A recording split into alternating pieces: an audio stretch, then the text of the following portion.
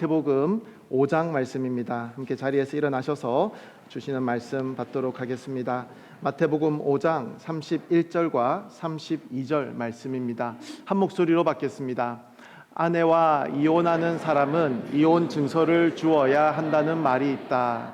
그러나 나는 너희에게 말한다. 음행한 경우를 제외하고 아내와 이혼하면 그 아내를 간음하게 만드는 것이다. 또 누구든지 이혼한 여자와 결혼하는 사람도 간음죄를 짓는 것이다. 아멘. 기도하겠습니다. 사랑하는 하나님 아버지, 감사합니다. 오늘 우리에게 하나님 말씀을 주시니 감사합니다.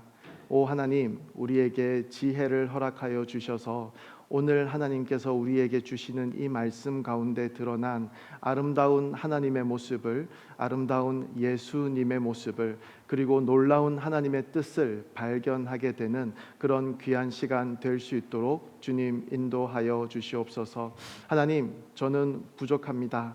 제가 가진 능력으로는 하나님의 이 놀라운 뜻을 다 이야기하지도 못하고, 또 제가 가진 어휘력으로는 다 담아내지 못하는 그런 하나님임을 주님 고백합니다. 하나님께서 친히 우리 마음 가운데 말씀하여 주셔서 주의 말씀 가운데 나타나는 하나님의 놀라우심을 우리가 발견하게 되는 큰 은혜 주님 우리에게 허락하여 주시옵소서.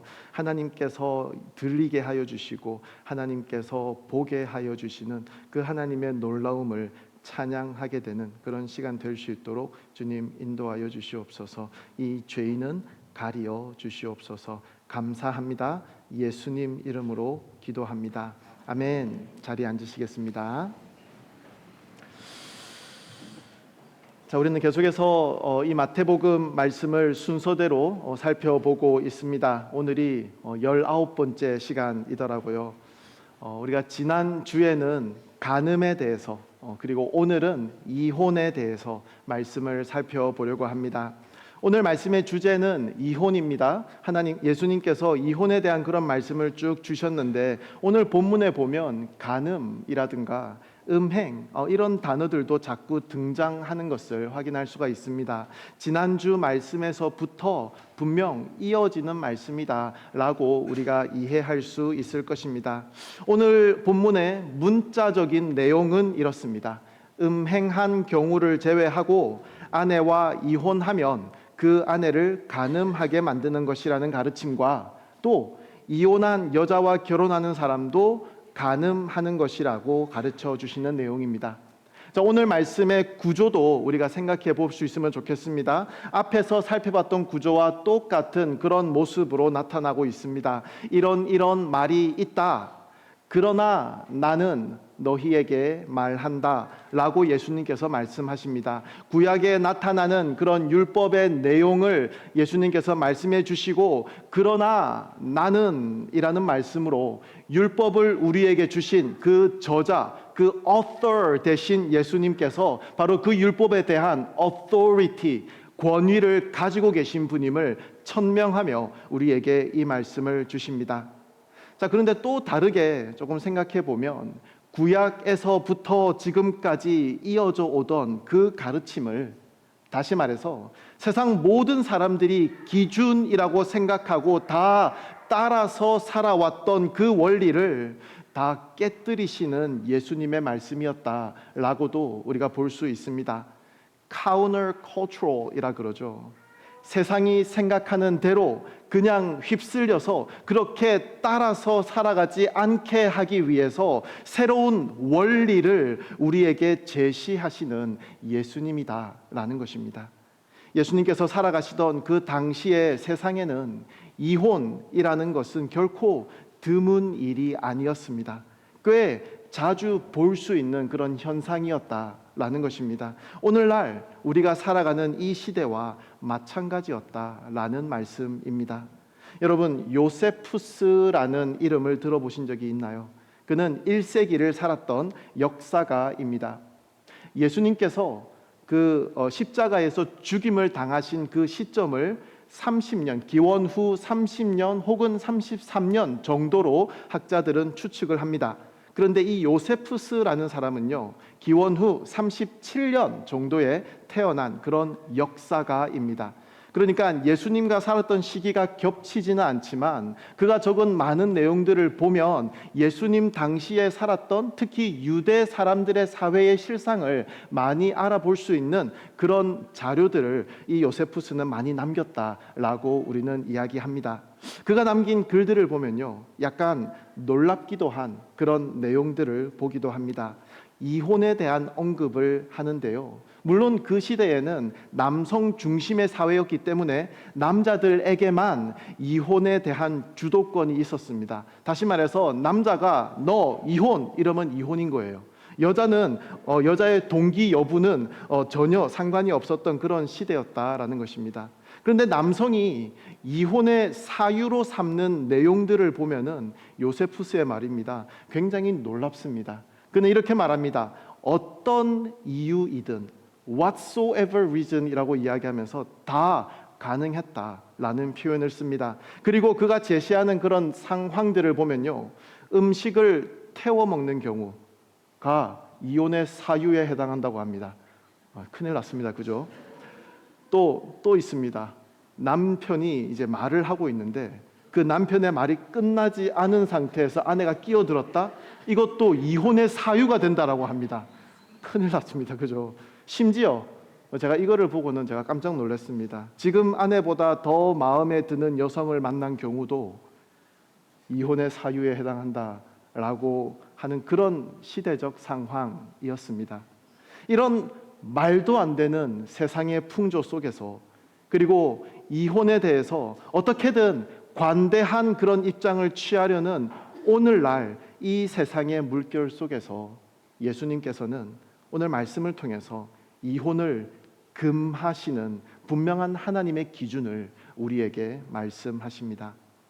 자, 우리는 여기서 질문하게 됩니다. 예수님께서는 왜 이혼에 대해서 이렇게 강경한 기준을 제시하는 걸까요? 왜 예수님께서는 이토록 부부관계를 우리가 힘써서 지켜야 할 소중하고 중요한 것으로 다루시는 것일까요? 아니 성격이 좀 안 맞을 수도 있는 거 아니에요? 아니 좀 그런 상황들이 좀 여의치 않아서 어쩔 수 없이 그렇게 하는 경우도 있지 않나요? 라고 말하는 대부분의 이 세상 사람들이겠지만 왜 예수님께서는 유독 이 부부관계에 대해서 이렇게 중요하고 강경한 입장을 취하고 계시냐라는 것입니다. 우리는 먼저 예수님께서 이 결혼관계, 부부관계를 어떻게 이해하고 계셨는지에 대해서 살펴봐야 합니다. 결혼이라는 것은, 부부관계 속에 들어가는 것은 하나님께서 이 땅에 제정하신 최초의 제도이자 또 죄가 이 땅에 들어오기 이전에 하나님께서 만들어주신 유일한 제도이기도 합니다. 창세기 2장 24절 말씀에 보면요, 그러므로 남자가 자기 아버지와 어머니를 떠나 그 아내와 결합해 한 몸을 이루게 되는 것입니다 라고 말씀합니다. 이것은 단순한 사회 제도가 아니라 하나님의 창조 질서 안에서 세우신 거룩한 언약의 관계로 들어가는 것임을 우리에게 보여줍니다. 한 몸을 이루게 되었다라는 것입니다. 분명 두 사람이었는데 이제는 한 몸이라는 것입니다. 여기서 결합한다라는 이 단어는 풀로 붙이는 것을 의미합니다. 도무지 다시 떨어질 수 없도록 꽉 붙들어 매는 것을 말합니다. 마치 하나님과 우리 사이의 언약의 관계에 대해서 말하는 것이라고 여겨집니다. 따라서 결혼은 인간이 마음대로 끊을 수 없는 하나님께서 친히 맺으신 언약이다라는 것입니다. 예수님께서도 이 말씀을 인용하십니다. 마태복음 19장에 보면요, 사람들이 예수님을 시험하기 위해서 이혼과 관련한 질문을 예수님께 던집니다. 그때 예수님께서 이 창세기 2장 24절 말씀을 인용하면서 이렇게 대답하십니다. 너희는 사람을 창조하신 분이 처음에 남자와 여자로 지으셨다 하는 말씀과 그러므로 남자가 자기 부모를 떠나 아내와 연합해 둘이 한 몸이 될 것이다 라는 말씀을 읽어보지 못했느냐. 그러므로 그들이 이제 둘이 아니라 하나다, 하나님께서 짝지어 주신 것을 사람이 갈라놓지 못한다라고 말씀합니다. 결혼은 하나님께서 맺어 주시는 것이라고 말씀합니다. 우리는 결혼이 내가 이 사람을 선택해서 나의 결정에 의해서 성사된 결혼이라고 우리는 생각하지만 하나님의 입장에서는 하나님께서 짝지어 주신 것이라는 말씀입니다. 자, 여기서 짝짓는다라는 이 단어는 능동태 동사를 사용하였고 5절에 보면요, 연합한다라는 이 단어는 수동태 동사를 사용하고 있습니다. 하나님의 입장에서는 6절 하나님께서 짝지어 주신 것이기 때문에 능동태이고, 사람의 입장에서는 5절 하나님께서 연합케 하셨기 때문에 수동태라는 것입니다. 결혼은 하나님께서 이루시는 연합이라는 것입니다. 자, 이 진리를 우리가 충분히 이해하지 못한다면 우리는 배우자를 보면서 내가 실수했나 하는 이런 생각을 하게 될 수도 있다라는 것입니다. 나의 결정이었다라고 생각하기 때문에 그런 생각을 가질 수 있다라는 것이죠. 하나님께서 이루신 연합이라는 이 사실을, 그 완전하신 하나님의 섭리를 믿음으로 고백하는 그런 우리 모두가 될 수 있기를 바랍니다. 또 한 가지 우리가 결혼에 대해서 기억해야 할 것은, 결혼은 언약의 관계로 들어가는 것입니다. 그리고 이 언약은 나와 내 배우자가 서로에게 맹세하는 그런 언약이기 이전에 하나님과 맺는 언약이라는 것을 우리가 기억해야 합니다. 여러분, 언약이라는 것은요, 그 언약을 체결할 때의 그 상황에 대한 것이 아닙니다. 그렇죠? 미래에 대한 것입니다. 성경에서 하나님께서 사람들과 맺으신 언약들에 대해서 한번 생각해 보시기 바랍니다. 하나님께서는 항상 앞으로 하나님께서 어떻게 행하실 것인지에 대해서, 그리고 하나님께서 요구하시는 그 하나님의 사람들의 반응에 대해서 계속해서 말씀하시고, 그 언약을 하나님께서는 신실하게 계속해서 지켜나가시는 모습을 우리는 성경을 통해서 볼 수 있습니다. 결혼에 대한 언약도 마찬가지입니다. 우리의 언약은 내가 지금 나의 배우자가 될 이 사람을 지금 얼마만큼 사랑하느냐에 대한 것이 아니고, 많은 것들이 바뀌고 내가 기대하거나 예상하지 않았던 그런 일들이 일어나는 상황 가운데서도 나의 이 언약을 앞으로도 계속해서 붙들겠느냐에 대한 것이라는 것을 우리가 기억할 수 있으면 좋겠습니다. 그래서 성경은 계속해서 이 결혼 관계를 하나님과 이스라엘의 관계, 그리스도와 교회의 관계로 묘사하는 것입니다. 이 결혼이라는 제도를 통해서 하나님께서는 하나님과 이스라엘의 관계, 그리스도와 교회의 관계가 어떠해야 하는지를 보여주신다는 것입니다. 그리고 우리는 계속해서 이 언약에 실패하지만 그럼에도 불구하고 우리와 맺으신 그 언약을 끝까지 지키시는 그 하나님의 신실하심을 우리는 성경을 통해서 발견하는 것입니다.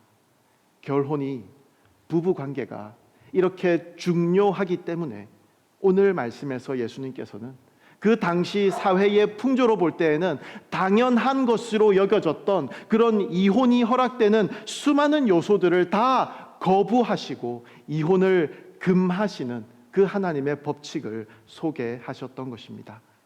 자, 그런데 오늘 본문에서의 예수님의 가르침은 단순하게 이혼하면 안 됩니다, 이혼하지 마세요 라는 그런 실천적이고 윤리적인 가르침만을 우리에게 주시는 것일까요?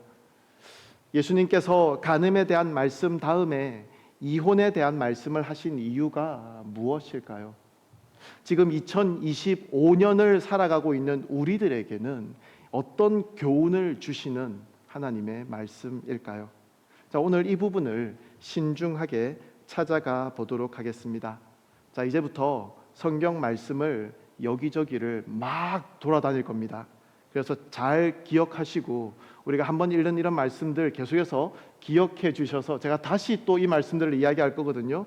그래서 여러분 조심해서 신중하게 오늘 말씀을 잘 들어주셔야 합니다. 잠깐만 딴 생각하다가 다시 돌아오면 다른 곳으로 가 있어요. 그래서 오늘은 특별히 좀 집중하셔서 안전벨트 잘 매시고 멀미하지 마시고 잘 붙잡고 따라와 주시기를 바랍니다. 자, 우리는 지난 시간 살인하지 말라라는 말씀과 또 간음하지 말라라는 이 말씀을 들으면서 이 말씀들을 읽었을 때 우리가 쉽게 생각할 수 있는 마음이죠. 아, 나는 여기에 해당되지 않는 사람이야 라고 생각하는 오류를 범해서는 안 된다라는 말씀을 드렸습니다. 우리도 하나님의 원리, 하나님의 그 기준에 의하면 살인하는 사람이고 간음하는 사람들이라는 사실을 우리가 인정할 수 있어야 한다라고 말씀드렸습니다. 물론 실제로 살인하고 간음하지 않겠지만 다른 이들과 화평을 이루지 못하고 있는 우리의 태도, 쉽게 화를 내고 있는 우리의 태도, 그리고 하나님보다 다른 많은 것들을 갈망하고 있는 우리의 탐심, 이렇게 앞에 두 가지 가르침에 대해서도 우리는 결코 자유하지 못한 사람이다라는 것을 우리는 지난 두 번의 말씀을 통해서 확인했습니다. 그리고 오늘 말씀에 대해서도 우리는 진지하게 스스로를 돌아볼 수 있어야 하겠습니다. 지난주 본문이 간음에 관한 말씀이었습니다. 우리가 이 간음에 대한 내용을 다루면서 확인한 것 한 가지는 결국 이 말씀은 우리 모두에게서 늘 확인되는 이 탐심의 문제에 대한 말씀이었다는 것입니다. 하나님이 아닌 이 세상의 것들을 더 사랑하고 더 의지하고 더 갈망하는, 결국 제7계명이라기보다는 제10계명을 범하고 있었던 그런 우리라는 것을 우리는 함께 확인했습니다. 그래서 야고보서 4장 4절은 이렇게 말씀합니다. 간음하는 여자들이여, 세상과 친구가 되는 것이 하나님의 원수인 것을 알지 못합니까? 누구든지 세상과 친구가 되고자 하는 사람은 하나님의 원수가 되는 것입니다. 자, 여기서 간음하는 여자들이여 라고 말씀하고 있다고 해서 우리 남자들은 이거는 나를 향한 말씀이 아니야 라고 생각하시면 안 됩니다. 자, 원어로 보면요, 여자들이라는 이런 단어를 콕 찍어서 사용한 것이 아닙니다. 간음하는 사람이라는 명사가 있는데요, 그 명사가 그저 여성 명사였던 것입니다. 그리고 그 명사를 복수형으로 사용하다 보니 여자들이라는 말을 굳이 여기에 집어넣어서 번역했던 것입니다. 비슷하게 교회라는 단어도 헬라어에서는 여성 명사입니다. 그래서 요한계시록 이런 데 보면요, 교회를 지칭하면서 그녀라는 말을 자꾸 쓰게 됩니다. 이런 것처럼 여성 명사이기 때문에 여자들이여 라고 이야기하고 있는 것이지 여자들만을 향해서 이야기하는 것이 아니라는 것을 우리가 먼저 기억해야 하겠습니다. 그래서 사실 야고보서 4장 4절은 우리 모두가 하나님 앞에서 10번째 계명을 범함으로 인해서 이 간음이라는 죄에서 자유할 수가 없는 사람들이기 때문에 우리 모두에게 하시는 말씀이다 라는 것입니다. 무엇을 말씀하셨습니까? 세상과 친구가 되는 것이, 세상을 사랑하는 것이, 하나님을 등지고 하나님의 원수가 되어서 세상을 계속해서 갈망하는 것이 바로 간음이라는 것입니다. 우리가 지난주에는 오홀라와 오홀리바가 계속해서 하나님이 아닌 이방의 많은 다른 나라들을, 이방의 많은 다른 우상들을 갈망하였던 그런 모습에 대해서 생각해 보았습니다. 이미 아담과 하와의 그 타락 이후에 모든 사람들은 이 10번째 계명을 범하는 사람들로 태어났다는 것입니다. 그렇다면 오늘 본문에서 예수님께서는 우리에게 무엇을 가르치기 위해서 이 이혼과 간음에 대해서 말씀하는 것일까요? 예수님께서는 오늘 본문 31절에서 먼저 신명기에 나오는 이혼에 대한 말씀을 인용하십니다. 신명기 24장에 나오는 말씀입니다. 1절부터 제가 4절까지 읽어보겠습니다. 지금 현재로서는 1절만 필요한데요, 4절까지 제가 읽은 이유가 있습니다. 여러분 기억해 주시기 바랍니다. 만약 한 남자가 어떤 여자와 결혼했는데 그가 여자에게서 부끄러움이 되는 일을 알게 돼 마음으로 싫어지게 되면 그는 이혼 증서를 써서 그 여자에게 주고 자기 집에서 내보내야 한다. 만약 그 여자가 그 집을 떠나 다른 사람의 아내가 되고 나서 그 두 번째 남편도 그녀를 미워해 그녀에게 이혼 증서를 써주고 집에서 내보냈거나 혹은 그녀를 데려간 그 남편이 죽었더라도 그녀가 더럽혀진 뒤에 그 여자와 이혼한 전 남편이 그녀를 다시 데려오지 말라. 이는 여호와께서 보시기에 가증스러운 일이다. 너희 하나님 여호와께서 너희에게 기업으로 주시는 그 땅에 죄를 부르지 말라. 자, 무슨 말씀입니까? 남자가 여자를 아내로 맞이했습니다. 그런데 1절에 보면 아내에게서 부끄러움이 되는 일을 알게 되었다라고 말씀합니다. 어떤 학자들은 여기 부끄러움이 되는 일이 바로 오늘 마태복음 본문에 나오는 예수님께서 말씀하시는 간음이나 음행이라고 말합니다. 하지만 우리가 잘 아는 대로 율법에 의하면 간음하는 사람들은 어떻게 되죠? 돌에 맞아 죽습니다. 신명기 22장에 보면 돌에 맞아 죽어야 한다라고 말씀하고 있습니다. 그래서 여기서 부끄러운 일, 이것은 꼭 간음이나 음행에 대한 일이 아니라는 것을 우리가 알 수가 있습니다. 그래서 정확하게 이것이 무엇을 뜻하는지는 알 수 없지만 아마도 아이를 낳지 못하는 그런 경우나 아니면 몸에 어떠한 하자가 있는 경우, 치명적인 질병이 있는 경우 이런 것들을 말한다고도 볼 수 있을 것입니다. 그리고 3절에 보면요, 3절에 나오는 두 번째 남편에 대해서는 다짜고짜 미워하는 경우에 대해서 말씀하기 때문에 이 부끄러움에 해당하는 일이 간음이나 음행 같은 그런 엄청난 일을 저지른 것은 아니다라는 것을 우리가 기억했으면 좋겠습니다. 어찌되었든 이 신명기의 가르침은 이런저런 이유로 이혼을 하려거든 이혼 증서를 써서 그 여자에게 주고 내보내야 한다라는, 다른 사람의 아내가 될 수 있다라는 것입니다. 자, 이 말씀의 초점은 무엇입니까?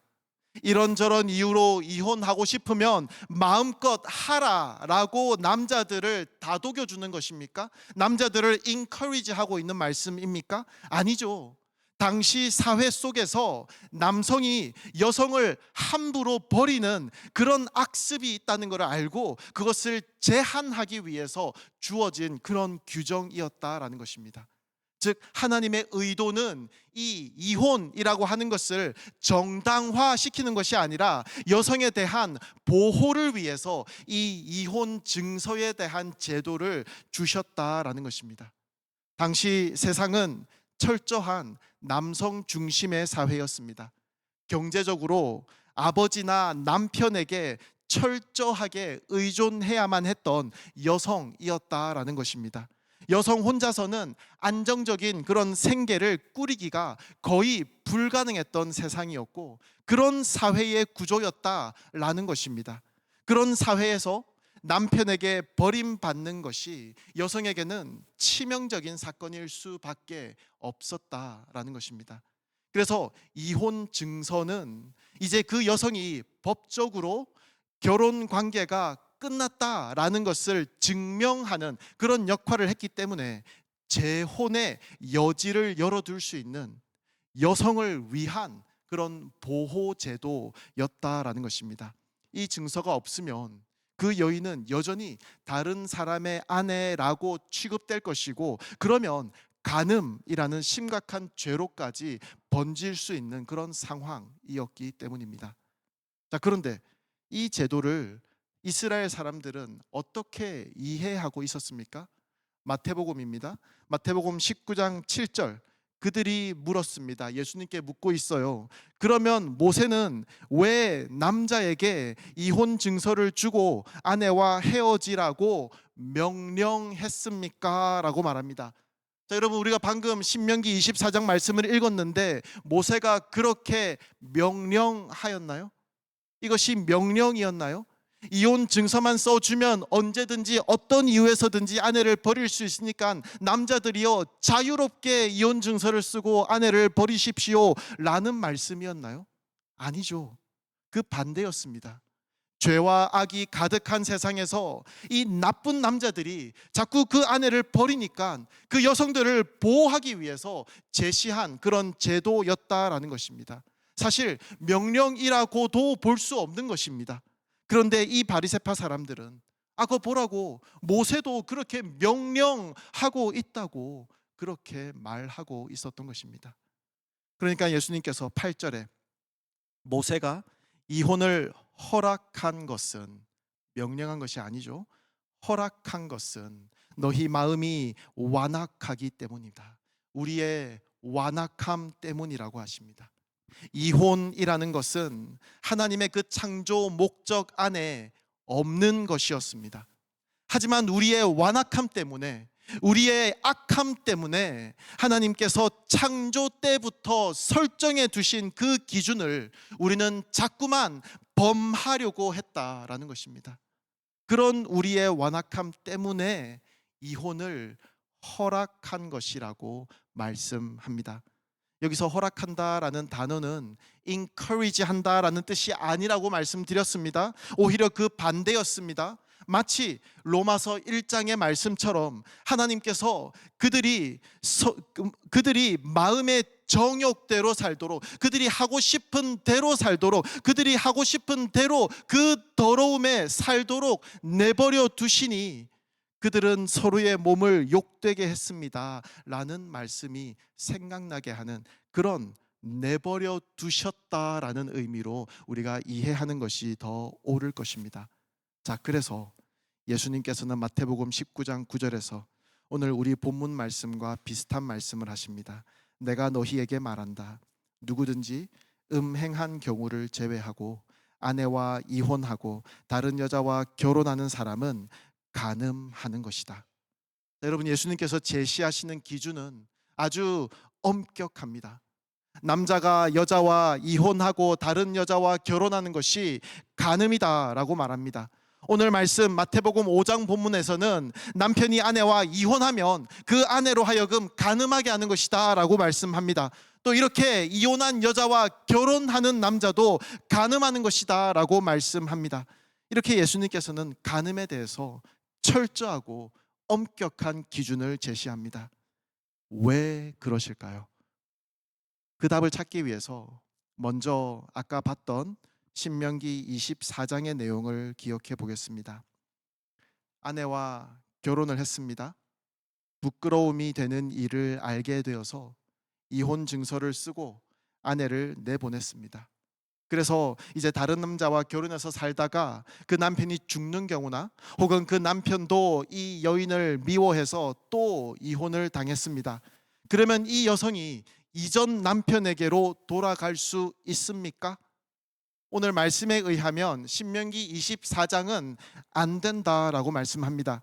첫 남편이 둘째 아내에게로 갔던 그 여성을 다시 데려오는 것은 오늘 말씀에 의하면 여호와께서 보시기에 가증스러운 일이라고 말씀합니다. 그 땅에 죄를 부르는 일이라고 말씀합니다. 그 첫 남편에게 욕된 일이다라고 한 것입니다. 지금 신명기는 무슨 말씀을 하려는 것일까요? 예레미야 3장으로 가보겠습니다. 제가 하나님 말씀을 참 좋아하는 이유는 이것입니다. 성경 곳곳에 우리가 필요한 모든 힌트들을 하나님께서 다 주신다는 것입니다. 예레미야 3장 1절, 한 남자가 그 아내와 이혼하고 그 아내가 그를 떠나 다른 남자의 아내가 됐다면 처음 남자가 그녀에게 다시 돌아가겠느냐? 여러분, 신명기 24장 말씀을 지금 인용하고 있는 것입니다. 그러면 그 땅이 크게 더럽혀지지 않겠느냐? 그런데 너는 많은 사람들과 음란한 것을 하고도 내게 돌아오려느냐? 여호와의 말이다. 어떤 방향으로 가고 있는지 보이십니까? 8절 말씀도 읽어보겠습니다. 믿음 없는 이스라엘이 간음을 저지른 이 모든 일로 인해 내가 그에게 이혼 증서를 주고 쫓아내 버렸다.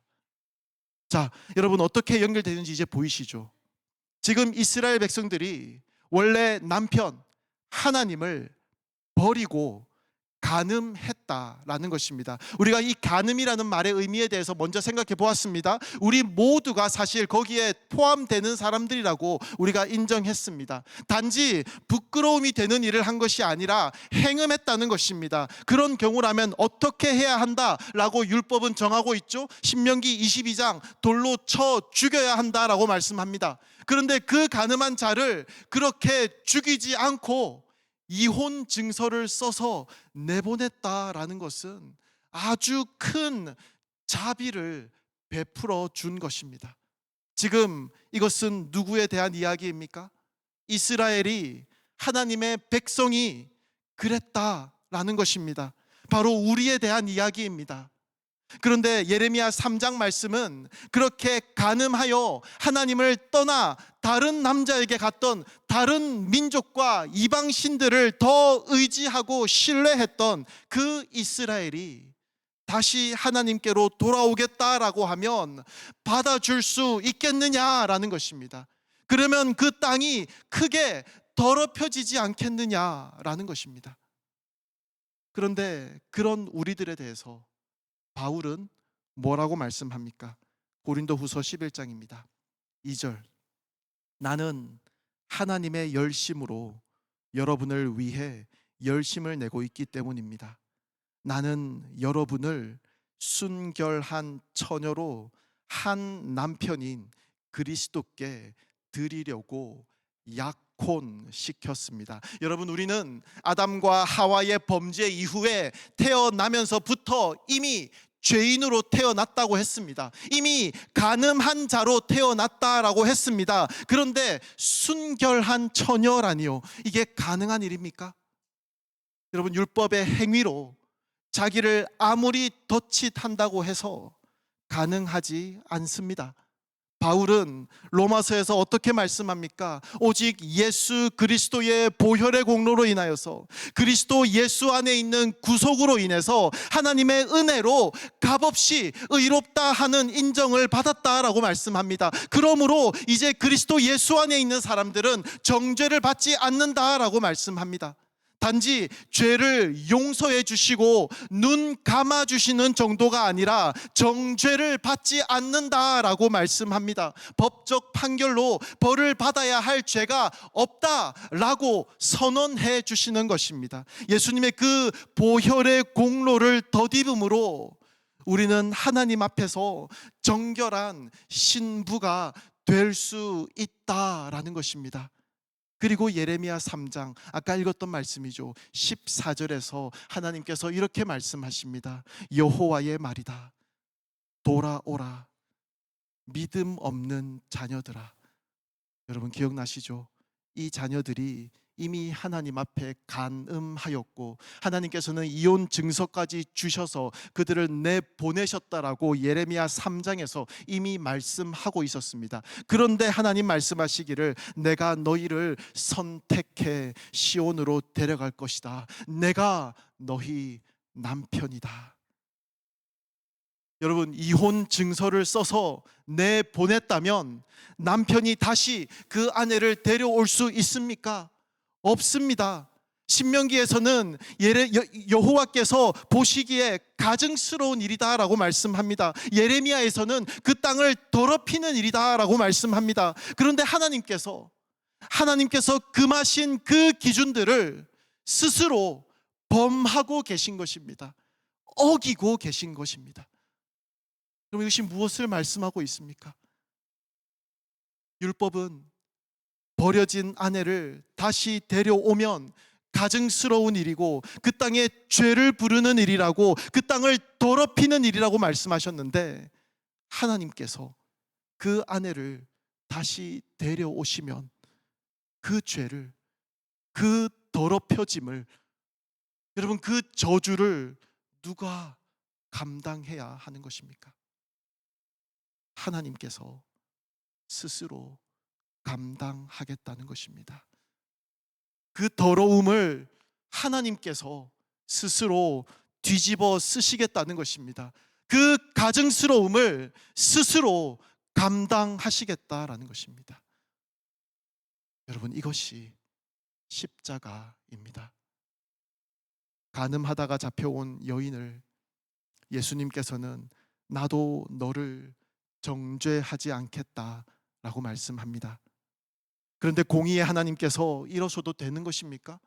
죄를 지었는데 그 죄가 분명하게 그 앞에 있는데 내가 너를 정죄하지 않겠다라고 말씀하시면 다 끝나는 것입니까? 공의의 하나님께서 그러실 수 있나요? 아니죠. 하나님께서는 공의의 하나님이십니다. 죄를 범했으면 그 죄값을 치러야 하는 것입니다. 그런데 왜 예수님께서 이렇게 말씀하시죠? 예수님께서 십자가에서 그 죄를 위해서 죽으셨기 때문에 예수님께서는 그 여인을 향해서도 이것을 선언할 수 있었다는 것을 우리는 기억합니다. 죄의 용서를 선언하신 그 예수님께서 스스로 그 죄가를 감당하시며 십자가에 죽으심으로 그 여인에게 정죄하지 않겠다라고 말씀하신 그 말씀을 완성하셨다라는 것입니다. 하나님을 배신하고 온갖 탐심에 파묻혀서 이 예레미야 2장의 말씀처럼 생명수의 원천이신 하나님을 버리고 스스로 물 저장소를 파서 만들려고 하는, 다시 말해서 하나님 없이 나 스스로 마음대로 살 수 있다라고 외치며 내가 원하는 것들, 내가 갈망하는 것들을 따라서 나의 탐심을 따라서 하나님 없는 인생을 살아가고 있던 우리를 다시 하나님께서 데려오기 위해서 우리의 모든 부끄러움을, 우리의 모든 이 더러움을 다 감당하신 하나님의 은혜를 오늘 이 모든 간음과 이혼에 대한 말씀들의 끝에 우리에게 보여주고 계신 것입니다. 우리는 호세아의 내용을 잘 압니다. 여기서 호세아는 하나님의 역할을 하고 있는 것이고 그 음란한 아내는 이스라엘의 역할을, 바로 우리의 역할을 하고 있는 것입니다. 결혼을 했습니다. 아이도 낳았습니다. 하나의 가정으로 세워졌지만 우리는 우리의 옛 습관을 버리지 못하고 마치 남편이 없는 사람처럼 자기 탐심을 따라서 살아가던 그런 사람들이었습니다.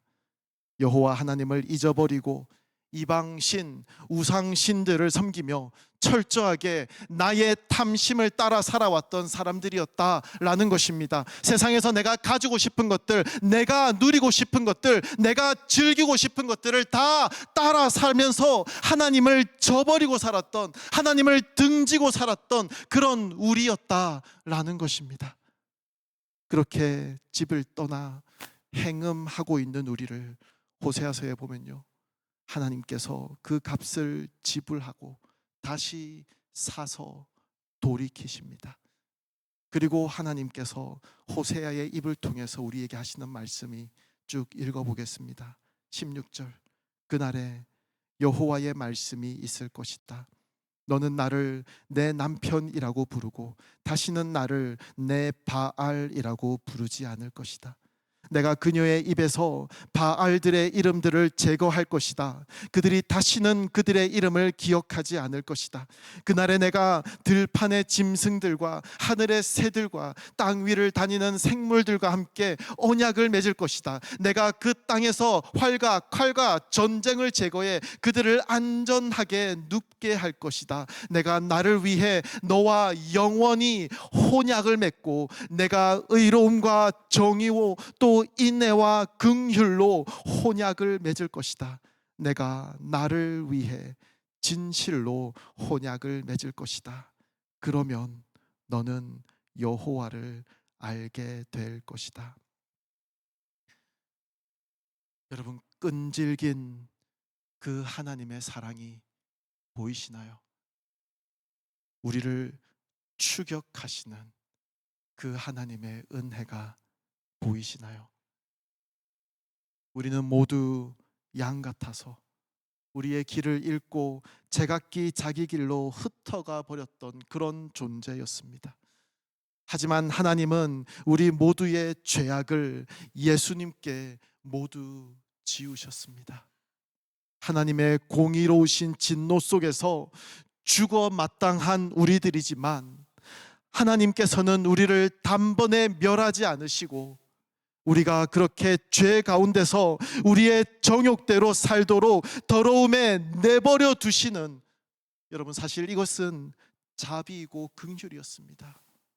그렇게 내버려 두시는 그 은혜를 우리에게 허락해 주셨다는 것입니다. 그래서 우리 스스로가 그 비참함을 발견하고 나 스스로는 아무것도 할 수 없는 모든 것을 탕진한 그런 존재라는 것을 깨닫는 가운데 이제는 감히 하나님의 신부라 불릴 자격도 없으니 단지 하나의 종으로라도 여겨주시기를 바라며 다시 한번 하나님의 긍휼히 여기심을 간구하는 우리를 벌써부터 용서하시기 위해, 다시 가족으로 맞으시기 위해서 우리의 모든 죄악을, 우리의 그 모든 더러움을, 우리의 그 모든 추악함을 이미 다 감당하신 그 예수님의 십자가의 사랑이 여러분 보이시나요? 가늠한 우리를 다시 품으시는 그 하나님의 사랑을 깊이 묵상할 수 있는 우리가 되기를 원합니다. 그 사랑하심을, 그 은혜를, 그 하나님의 성실하심을 누리는 자라는 것을 고백하며 나아가기를 원합니다. 함께 찬양 부르기를 원합니다. 그 사랑이라는 찬양인데요, 이 찬양의 가사를 내가 바로 그 행음하는 고멜이라는 마음의 고백과 함께 깊이 묵상하며 부를 수 있기를 원합니다. 여전히 우리는 내가 원하는 선은 행하지 않고 오히려 원하지 않는 악을 행하고 있다는 사실을 고백합니다. 하지만 이 세상 그 어떤 것도 날 위해 죽으시고 다시 사신 예수 그리스도의 그 사랑에서 나를 끊어낼 수 없다는 것을 고백합니다. 하나님의 그 신실하신 사랑을 다시 한번 묵상하며 함께 찬양하며 나아갑니다. 아버지 사랑 내가 노래해. 아버지 사랑 내가 노래해. 아버지 은혜 내가 노래해. 그 사랑 변함없으신 거짓 없으신 성실하신 그 사랑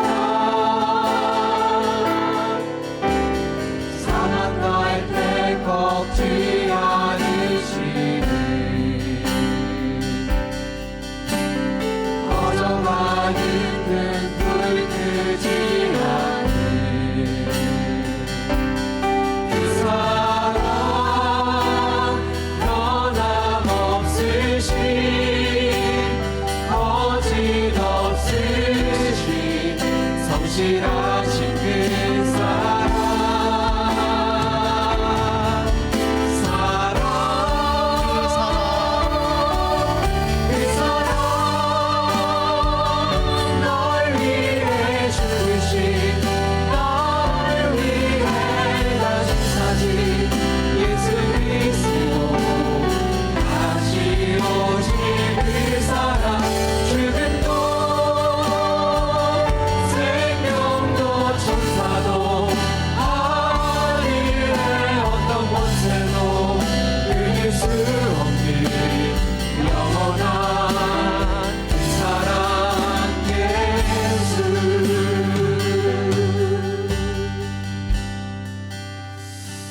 결국 오늘 이 이혼에 대한 예수님의 가르침은 단지 이혼하지 마라라는 그런 표면적인 가르침을 넘어서 더 깊은 곳에 예수님과 그 십자가의 복음을 가리키고 있는 아름다운 손가락의 역할을 감당한다는 사실을 우리는 깨닫습니다. 이 하나님 앞에 오늘도 우리는 정직하게 나아가기를 원합니다. 우리에게 아직도 여전히 발견되는 이 간음의 죄악을 다시 한번 고백하며 회개하며 나아가기를 원합니다.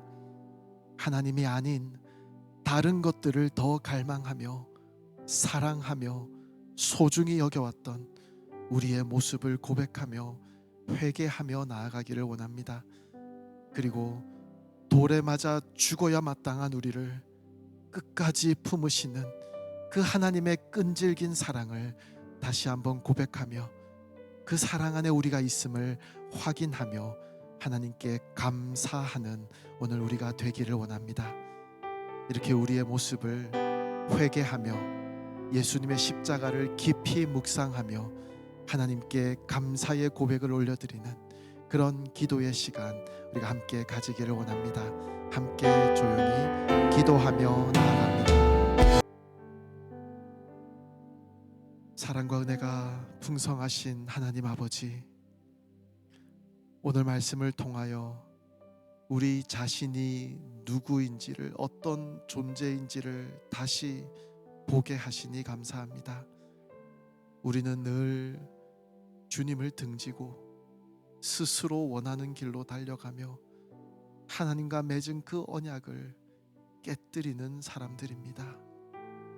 그러나 주님께서는 우리의 그 모든 더러움과 수치를 다 감당하시고 십자가에서 우리를 다시 품어 주셨습니다. 하나님, 그 은혜를 잊지 않게 하여 주시옵소서.